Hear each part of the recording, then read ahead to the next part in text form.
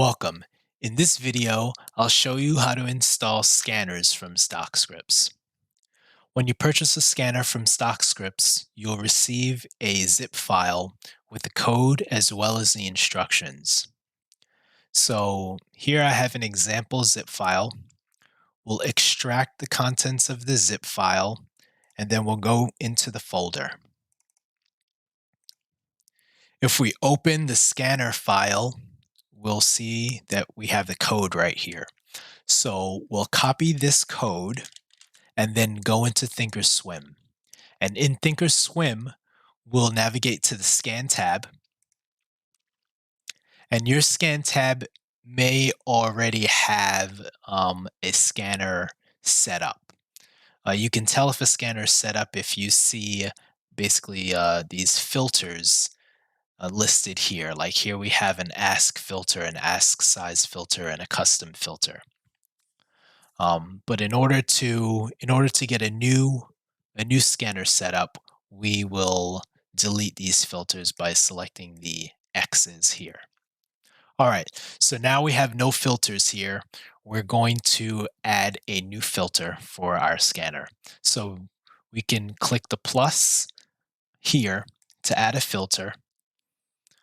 We'll first select the study filter and go to the custom option. Once you're there, you're going to select the ThinkScript editor, get rid of the code that exists there, and paste the code that you copied from the file. So at the top of the code, you'll see the code title, and then that'll be followed by user inputs. User inputs are variables that you can change. Just be sure to pay attention to the comments that are above it. They kind of give you guidelines as to what you can change the variables to. So, for example, we have price choice here, and you can choose your price type. It should be anywhere from 1 to 5. We also have threshold as a user input. Threshold is effectively the percent price change. So 0.01 is the same thing as 1%. So here we have a 5% threshold set. Thirdly, under user inputs, um, we may have some recommended settings. So here it says we recommend selecting the 1-minute aggregation period. That can be found right here. The aggregation is currently set to 1 day. We want to set that to 1 minute for this scanner. So we'll select the drop down menu, select 1 minute, and then we also want to include the extended hours training session for this scanner. So we make sure that that box is checked. Below the user inputs, we have the code that's not meant to be changed. So this is just an example file, but any code that follows this block right here should not be changed. All right, so once that's all set up, we will hit OK.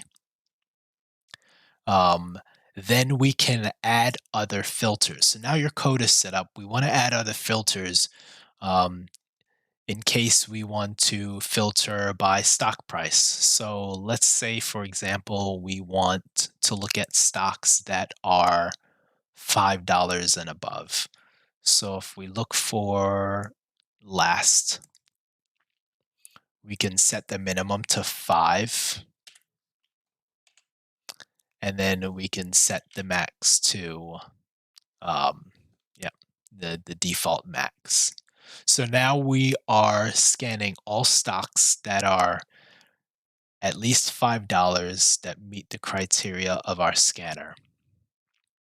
In order to save our scanner, we will select the hamburger menu here. We will save scan query, and then we will give our scanner a name. So let's call this example scanner. Save.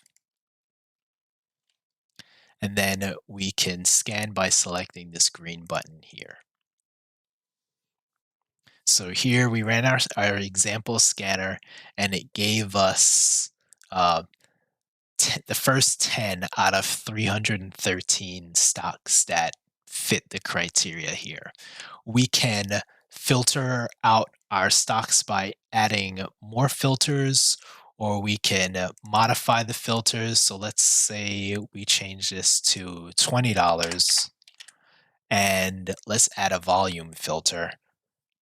So if we select stock and we change ask size to volume, let's set a minimum volume of 500,000